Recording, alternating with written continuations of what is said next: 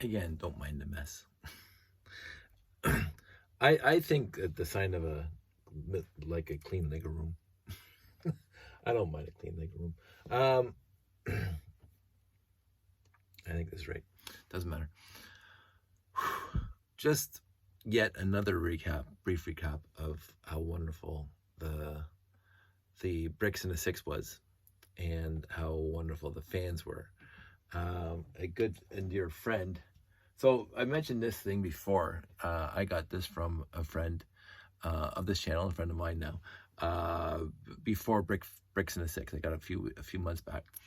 We were exchanging parts, and he brought this for me. Very, very cute little set. And I got the instructions over there. It's called the 912, LL 912. It's fantastic, and it was on the layout all weekend.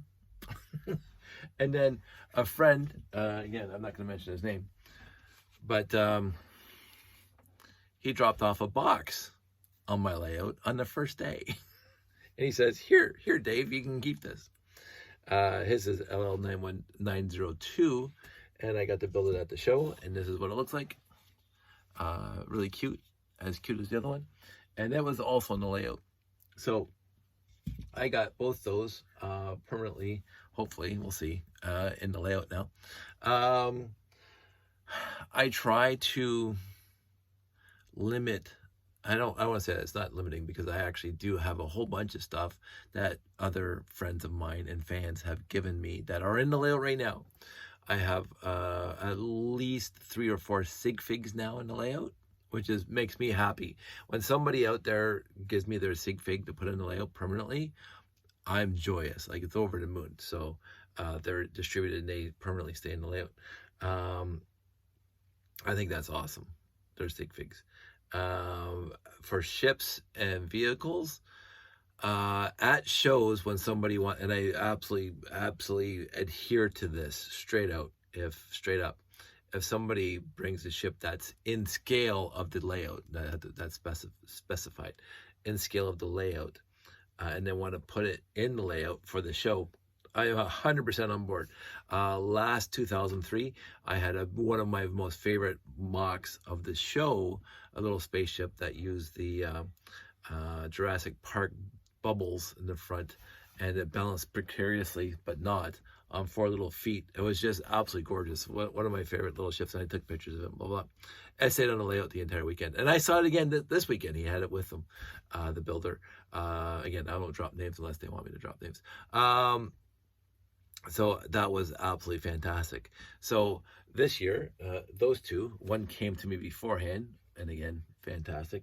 And this one came to me at the show. I want to make them permanent features of the layout. I'll see. I can't make up my mind right now, because again, overall, all the ships and the landing pads are accounted for with classic space sets. And there are very, very few vehicle mocks and ship mocks in the layout. There was Jeff's ship, which is, well, I won't say a little busted up, but I put it in here, so it didn't get into the boxes, and I don't know why it didn't get into the boxes. But by the time I finished cleaning up, this thing was sitting outside. Jeff's ship is overall has been a permanent feature of the layout, because back in the day, Jeff and I, was a collab. The layout was an absolute collab between Jeff and me, and we would set it up together, and we would bring half and half of the pieces, and basically I bought him out. Kicked him out. Kick him out. But when I shrunk the layout down to 5 by 7.5, it was 100% managed by me. But in the layout, the rocket that Jeff gave me is 100% Jeff. And this thing that he brought into the shows, this has been going back to before the square, or 12.5 by 12.5. He's had this thing for a very long time, and he gave it to me, and so it's always been in the layout overall. And this time, what happened was that this thing was sitting on top of the habitat, right front and center, like where it's supposed to be, and I just put those 2 sets there on top of the habitat landing pad throughout the show, and this thing just ended up in another box, and I forgot all about it when I packed up the layout, so it was over here. So It's going to go back into the layout possibly again. Expect to see me when you see me. I don't know how it's gonna come down between now and the next show, but so I have three sets, three mocks of ships. I have to fix Jeff's up because it's a little busted. That have now been displayed in the layout that are with me now. So, and again, I got instructions, and I got the 912 instructions over here. So I don't want to go down this path again for the 1000th time. I have been 100% blessed by the fans of this community. I gave back the community cup, Stanley Cup, back to Graham, and he gave it to another worthy person at the show. And it's going to be with them for a year, so it's going to be passed around every year to different people. Just the best thing ever. And so blessed me to know these people and to hang around these people and to call these people my friends. Absolutely fantastic. So I'm going to leave that for now and tell a quick little story that's actually germane, not a tangent. So on Wednesday, before I left to go to the show, and it wasn't the show then, I was just setting up the show at Wednesday night, I was at work. And when I was at work, for whatever reason, I've slowed this down, but for a minute, it's past my bedtime. For a minute, I went on, look at the sticker I got at Bricks and S6 that I put on my water bottle, so I know it's mine. I went on the marketplaces, and immediately I found a Classic Space lot. Not pure Classic Space, but Classic Space with other parts. And the other parts were pre-Classic Space, so mid-70s sets. There was nothing after 1979 in the lot. And it was relatively inexpensive for what I saw. And I said, is this still available? And they didn't get back to me Wednesday night when I'm driving to the show. When I got to the show, I helped Callum set up tables, blah, blah, blah, started setting up layout. So I came home and went to bed and woke up the next morning. And because of my age, I slept in a little bit. It's my day off now. Thursday was a day off. And I woke up and I didn't receive a text from the seller. So I said, hey, is this still available? I can meet you someplace. And they got back to me that morning, Thursday morning, and they said, oh, you're interested? I will meet you at Guelph Line and Mainway at the gas station. Now, you don't need to know the logistics of this entire story, but between my house and the show in Mississauga is Guelph Line, and Mainway is just off the highway. It's just literally off the highway. You pop off the highway, there's Mainway. So on the way to the show on Thursday, I stopped and picked up a Classic Space lot. Again, blessed. Now, did I need to pick it up? Should I left it for somebody else? Because this is where the story is going. I will talk about the lot in a second. So I stopped at 11 o'clock in the morning. I picked it up. Now, the lot not only just came with Classic Space sets, but the Classic Space set instructions for all three. I don't have all three here. I don't know where this is where the story's going. There's this one, and I thought it was still in the box. But anyway, I have the other one. I had all three instructions. And then I get to the show on Thursday, and I put the lot underneath the layout. Forget about it because I'm busy focusing on the layout. And then Friday goes by, and then Saturday happens. And I have a minute to myself, so I start building the Classic Space sets. There's three of them. Three smaller sets, obviously, but three nonetheless. And they were mostly complete. And mostly, I won't say mint, but below mint pieces. Just slightly below mint pieces. Some were color damaged.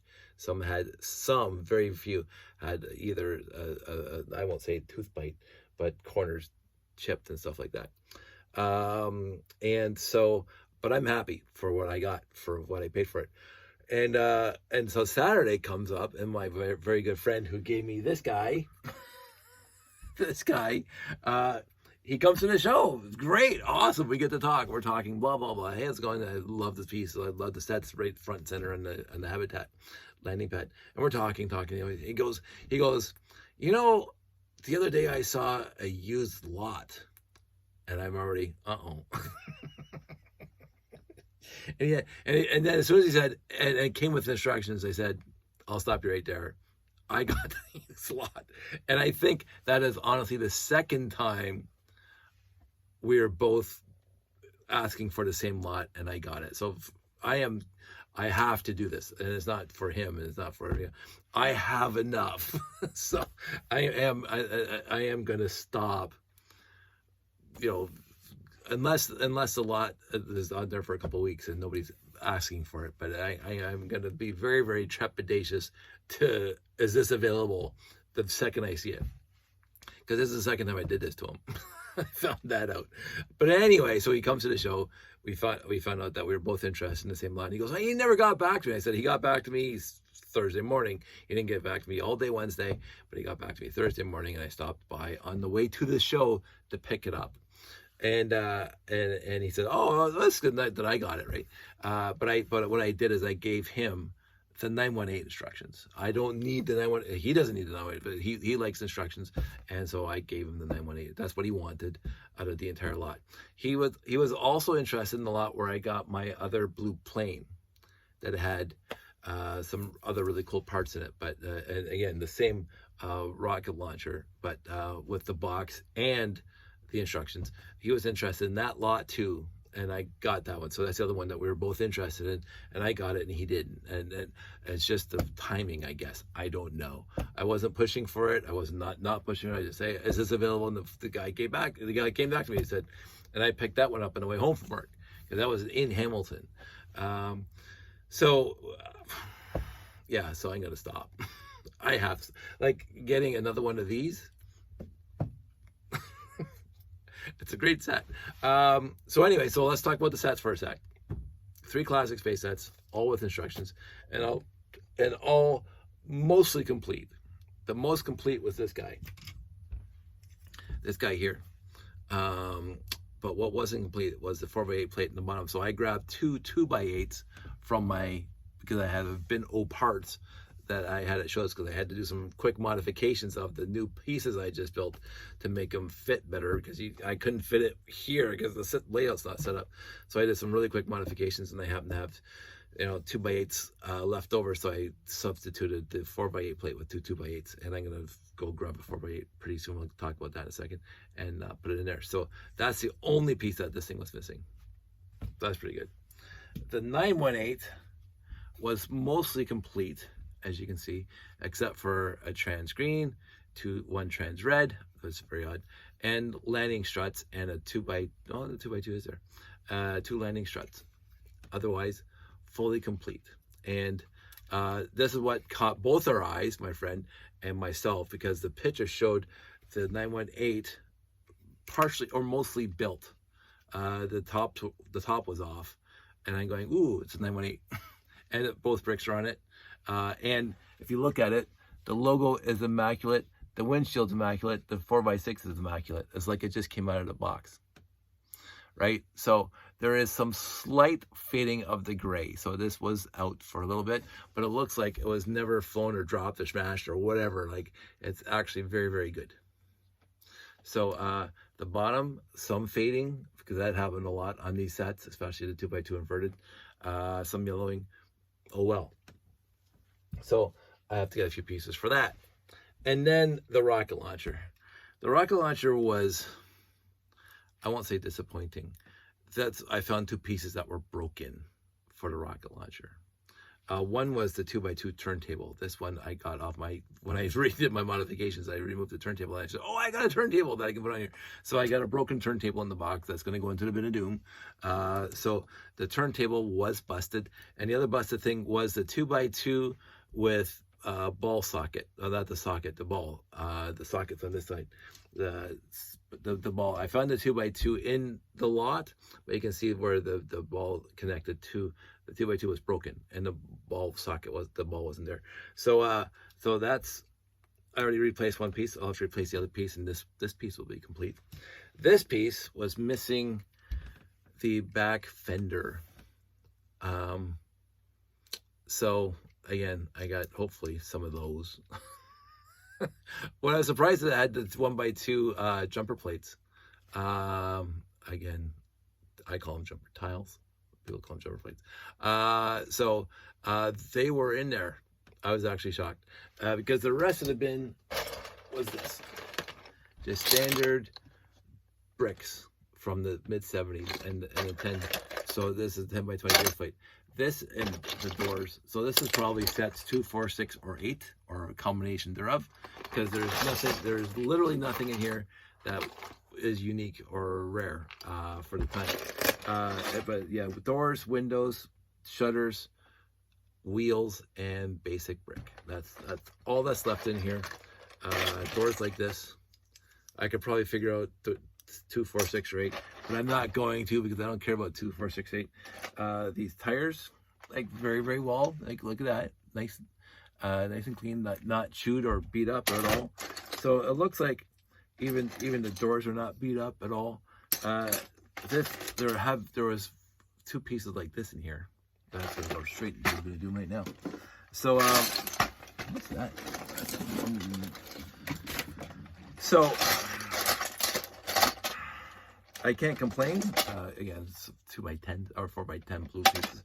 I can't complain about the lot. I'll wash those. All the basic brick is going to go into my overflow for Jeff for his next castle expansion. If he makes another castle expansion, I would tell him, if he were to ask me, I would advise against a castle expansion. But then again, I don't heed my own advice. I just did a space layout expansion. But I was watching the sheer amount of effort, because I was there the entire weekend-ish with Jeff, watching him do his setup and takedown. And again, I have nothing to say about this. Literally, I have zero to say about this, because I spent just as much time setting up mine and taking mine down as he did. So I cannot tell him, you should stop that. So it'd be very, very what we call hypocritical for me to say, hey, Jeff, you shouldn't expand your castle layout because of the inordinate amount of time that it takes to set up and take down. Here's the thing. I have seen layouts before, bigger, better, awesomer. But the sheer amount of effort and everything that Jeff's put into that layout is, to me, just awe-inspiring. And I find that he's happy doing it. So I watched him with his happiness during the show, during the public days, before and after. This is really quick. The show stopped at 4. We kicked the public out at 4, and we immediately started taking down our displays. I was, if you saw my videos, I was just goofing around a lot, actually, and setting up my entire layout as parts and pieces on the floor, so I could take an overall picture of like all the parts strewn about that goes into the boxes, just to show you what goes into the boxes. And then I made a 40-minute video, which some of you watched, where I put the stuff into the boxes to show you how I do it. And during that entire time, Jeff is taking on his layout. And I actually had my van packed, and he was wheeling the stuff to the door. So we both finished at the same time. But had I not done all the cute little video stuff and blah, blah, blahs, I would have been under 5 hours, well, I won't say 5 hours, but 3 hours before he was done. And so I feel for him. That is a lot of work. Now, to make the case, the work is absolutely worth it. Like, if you ever want to see a castle display that reminds you of a classic castle with a lot of landscaping, with a lot of details, with a lot of effort put into it to make it look real, just like the space layout, but for castle, that's Jeff's Castle. Like, it is not. It is a complete homage to classic castle, classic great castle. It's awe-inspiring. The trees, the streams, like literally all the details. He had a working windmill this year. He has the water wheel. It's just like there's lots to see. You can sit and look at it for hours and see something new. It is completely inspiring, Jeff's Castle, and therefore it takes effort to set up. And I don't know. I think he said it's 12 by 12. I could be wrong on that. I don't know the size, the footprint of his castle. I think he told me a number, but it is massive. It is massive. Again, not the biggest mock I've ever seen in my life, but overall, it's one of the biggest mocks I've seen an individual make. Like there was that Harry Potter castle that somebody made in the States or whatever. That's like 13 by 13 and just whatever. One person made that.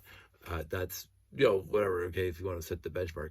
But this was 100% made by Jeff.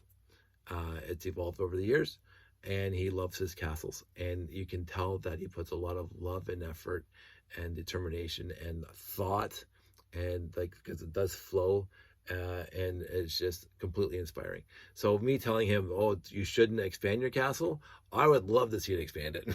I would love to see it bigger and like more detail. But I know with every square foot of detail requires that much more effort to maintain, set up, blah blah. So Jeff's a big boy now; he can make his own decisions. If it were me telling my friend, just maybe not expand it more, but then again, my friends told me not to do the same thing, and I did. so take it as it is. But what I'm going to do right now is I'm going to get off my butt here. Actually, I did find one of these on my desk. Kel surprised.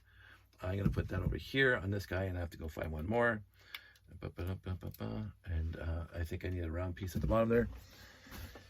So I'm going to finish those guys before I go to bed tonight.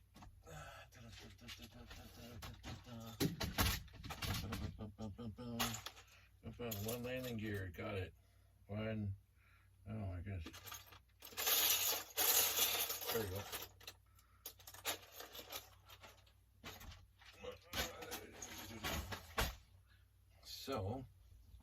So with 3 pieces, tres pieces, because I hung around French people all weekend, tres pieces, I have another 918.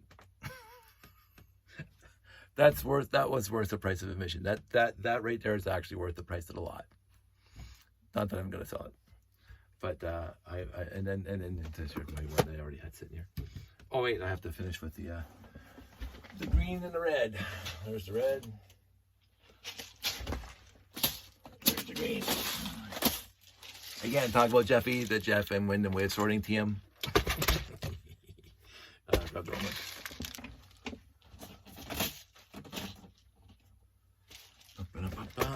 Now, what I don't do, and I used to do, you will see on this 1x1 trans red brick, the logo without the injection pip in the middle, because the injection pip's on the side of these old plates.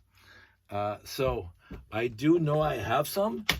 Like you see me sort out the old bricks and the new bricks for coolness, like the 1x6s.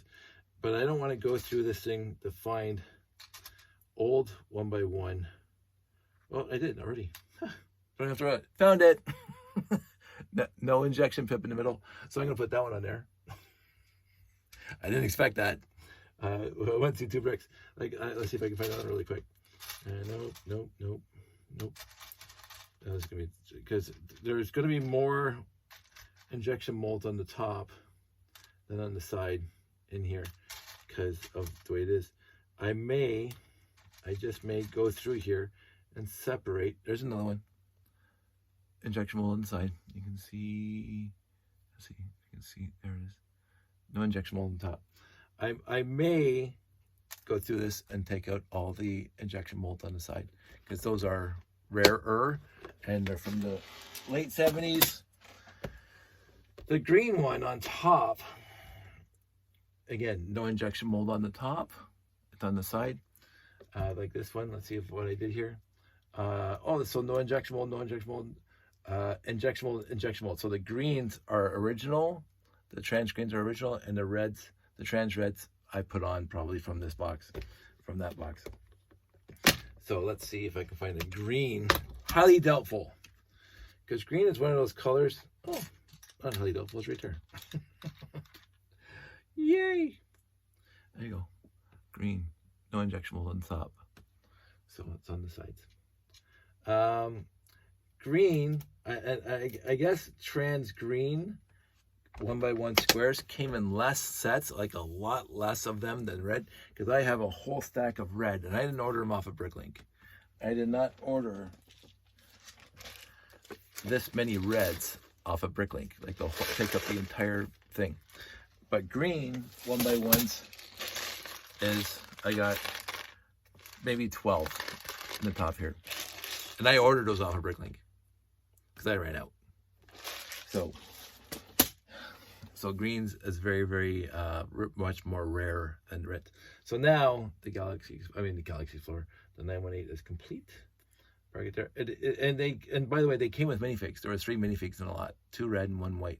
So there is a missing minifig because this rocket thing has, I think, 2 minifigs in it, if I remember correctly. Now I'm going to go find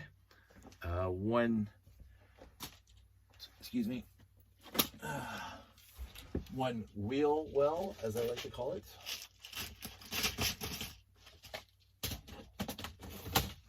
And one ball and socket. So ball and socket is going to be underneath hinge multi-parts and modified plates. There we go. Again, the Jeff Van Winden sorting method TM, and there's all the wheel wells that I have right there. But let's go get the modified, or the ball and socket first. That's the opposite of this one. So again, I do have to sort this out like I did with blue. There it is. There's the piece. So put that in there. So now I got the ball and socket. The ball part of the ball socket, so I'm going to put that on here. Agent USA lives right free in my head. I don't know if that's copyrighted. I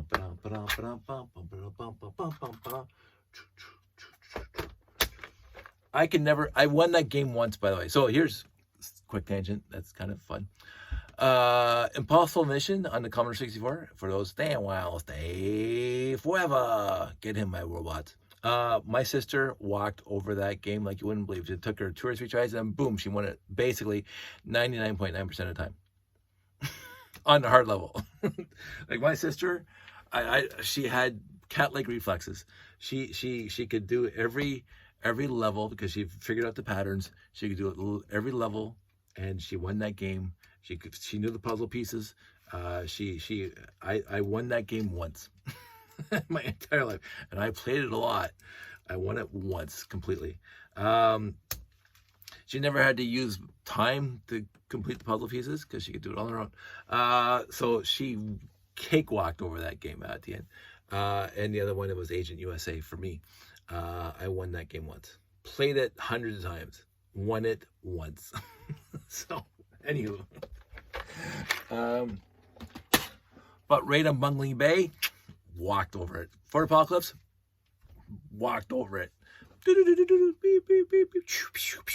Oh, Fort Apocalypse on the Commodore 64, one of my favorite games of all time.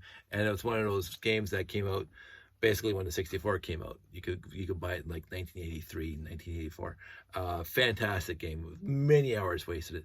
I think the most, besides Flight Simulator on the 64, because what I would do is I would start Flight Simulator, and again, for a Commodore 64, it was very rudimentary, and I would take off from Jersey, and I would point the plane kind of west-ish and land in Chicago the next day, and I would go to school, because I have infinite gas. I would go to school and come home and fly it some more. and for the Commodore 64, it wasn't bad, but you just had to know that every move you make, there's a huge time delay to see that on the screen. But the 3D rendering for a Commodore 64, come on, like, give it a break. I loved it. Anyway, but the other one, I was going to talk about the other one. There was Questron that I spent a lot of time playing, and I actually won that one a bunch of times. But that was a game that would last over days, playing Questron. You couldn't play it all in one sitting. But the one that we possibly played the most as friends was Mule.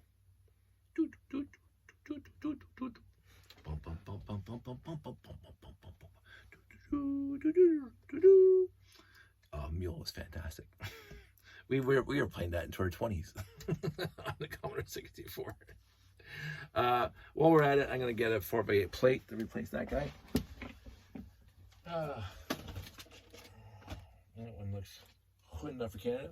It's a little yellowed. Let's do that. Because these pieces are really, really mint, I'm going to probably replace some of these pieces because they're yellowed.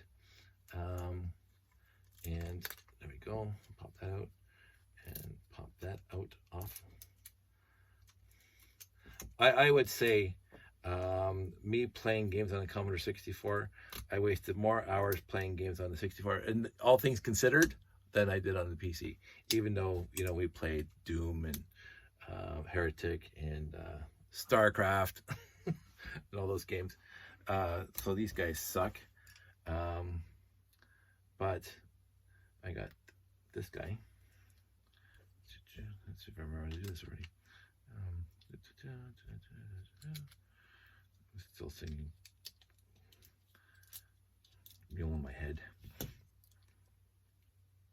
We would have, I wouldn't say LAN parties for the 64, but we would get together and we would play Mule a lot back in the day. Because it was one of the few multiplayer games back on the 64 time that you could play at the same time. Like you could play summer games and all the winter games and stuff like that.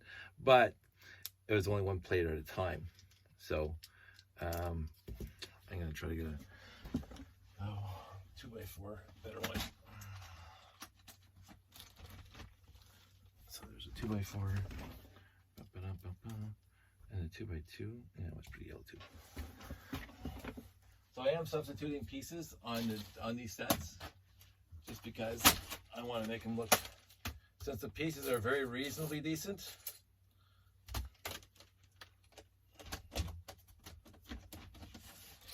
As I say, not mint, although some really look mint, but really, really well done. So I want to, there we go, there we go. So got rid of that, put that there, and put that there. And now, because even look at the logo, it's gold. That rarely happens these days. So now, it's, I mean, I should probably replace that other 2x4 down there, but I'm not going to. Looks good to me. It's like trying to replace all the 2x2s on the bottom here. I'm not going to. I've seen a lot worse. So I got rid of this piece, and you can see how yellowed they are. They're pretty yellowed a lot. So they're not going to go in the bin of doom, but they are replaced. Now this guy has another 2x2 that sucks, or 2x4 that sucks. So I'm going to replace that.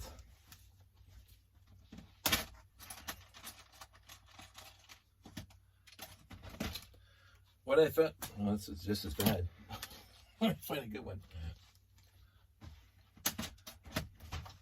What I found the other day was that my my bin of 2x6 plus, I have lots of 2x6 gray and 2x10 and 12 and 16 gray plates, but I am woefully deficient of 2x8s. That are good. They all look like this. I think this is the least, and of course that's what I have. If I went digging, I could probably find some more, but anyway. So now we have this guy, and we have this guy, and we have this guy, and we have this guy who's driving. We'll say he's driving. So I must have grabbed the minifig from the layout because the lot only came with 3 minifigs, 2 red and 1 white, and those guys were complete, but now I see 2 red ones here, so I probably just grabbed one from my layout, put it on here, or in the bin because I had a lot of bin of spare parts. So,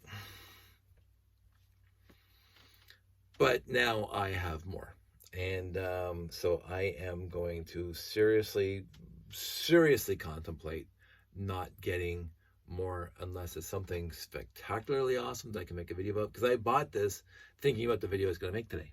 Not that I knew I was going to make it today, but I thought about the video I was going to make at one point when I had a chance to make the video. And that's what often goes through my mind now, by the way. When I find something really, really cool, I say, how can I share this with my audience? So I shared this with my audience. And so that's going to become like the criteria for me to get used lots. Like I'm not going to buy used lots for me. I'm going to buy used lots for content. I actually had a conversation with Callum because he saw me. What I was doing was setting up all the individual parts of the layout on the floor because I had the room and I had the time, and it was a carpeted floor, so it wasn't that bad. But when I took apart the layout off the table, I put all the parts on the floor in some sequential order, and so you could see all spaced out all the separate parts that go into the layout. And Callum goes, "What are you doing that for?" I said, "I'm gonna make a video." Oh, he says, "Oh, content creations always have to make stuff." Yeah, I guess we do. I wanted to do this for a long time. My friend Janie, again, I called her out. My friend Janie replied to one of the videos saying it would be cool if you could show. She was saying this in the response to one of my videos. It would be cool if you could show you loading the boxes and not doing it on the speeded up versions, because I've done that many times. So what I did is I laid everything out on the floor, and then one at a time I grabbed the pieces and I put them into the boxes. So I loaded all 8 boxes on a 40-minute video. That should have taken me well under 20 minutes, but because I was talking and showing, I'm walking very slow because it was like 7, 8, 9 p.m. after the show. After the weekend, I was pretty tired, but I wanted to do that. I thought it was a great idea, and my friend suggested it, and so I did it. And I was thinking about that for a long time, this show, because if you go back, it'll be on my Flickr's feed, not my YouTube channel. If you go back, I took a picture after after some of the shows that we did in Brickfet and other places, where I laid out all the sets that I had put on the layout, and then going, holy moly, there's like 7 Galaxy Explorers in that picture. There's like a whole bunch of Starfleet Voyagers. There's all this monorail, all these trains, blah, blah. And it takes up like 10 square feet of real estate with all the different sets that I had put in the layout. And so basically I did the same thing, except it was everything: the monorail track, the supports, the launch pad, the rocket broken down, like all the parts broken down into their component chunks. I guess is the best way of putting it. They were broken down into component chunks and organized as neat as I possibly could with the effort I wanted to put into it, because there was a balance there between like really meticulously lining things up. I didn't bother getting the measuring tape out. But in the end, I think it was good enough. I took some pictures and I made some videos. And I enjoyed that. I wanted to do that. My good friend suggested it, and I thought it was a brilliant idea. So, but then of course it takes longer for me to put the stuff away. I keep on saying on a normal day it takes 2 hours to take down the layout. I mean, set up the layout, and 1 hour to take it down. I started taking it down at 5 p.m. or 4 p.m. 5 p.m. I took a break for the closing ceremonies, and it wasn't. I had to do a whole bunch of other stuff before I actually started tackling the layout itself. So it wasn't until after the 5 o'clock hour that I started taking on the layout. And so say around 6 p.m. And again, I wasn't focused on it because I'm making videos and stuff. And I was packed up in the van by 10. So that's 4 hours. But in a normal day, if I'm not interrupted and I'm not giving people hugs and not talking to people and not helping out other people, it should be, when I did Anime North, the second one, it took me less than an hour. It took me 45 minutes. And for that one, I was extremely fortunate because I had all the space in the world. Because when I'm pressed for space, I don't have time to organize, and I have to put it into the box, and that takes a lot longer, trust me. When I have a table dedicated to me, where I can put stuff on the table as an interim phase to get stuff into the box, that's a lot quicker. It's odd that putting stuff straight in the box takes longer than putting stuff on the table, organizing it, and then putting it into the box. And what I found out was that the table, an empty table for me to leave stuff on while I tackle something else, like getting all the monorail track together, much faster, which is odd. But what I did for this show for the first time ever is my wide boxes I just put together like 3 feet away from the layout, and that was my interim workstation. And that worked perfectly well. I don't need tables. I can just leave things on top of those boxes. And when they're empty and the whole thing's set up, I slid the boxes underneath the layout, which is what I would do first. I always put those boxes under the layout and I just pull things out of them. I couldn't use it as a table because they're under the layout. This time I had them sitting outside, and then I put the modules down, and I started building the buildings. And those boxes were empty that store those modules, the wooden modules, but the flat surface on top, and you put them together, all of a sudden you got 60 inches, which is like 5 feet of table space, 5 feet by 2 feet, 2.5 feet, or 5 feet by 20 inches, 60 by 20, that you can put stuff on. So I'm going to do that from now on. I don't need to have somebody else's table. I just use that as a table. I found that was a lot easier for me. And setting up the landing pads and stuff. This battery's going to die anytime now, so I'm going to wrap this really quick. Done. Fantastic. Show fantastic. I might find other things to talk about for this show. Like I do have my appreciation tokens here, but I won't talk about that right now because this is going to die and I'm going to bed. So everybody out there, stay safe, take care, and I'll talk to you soon.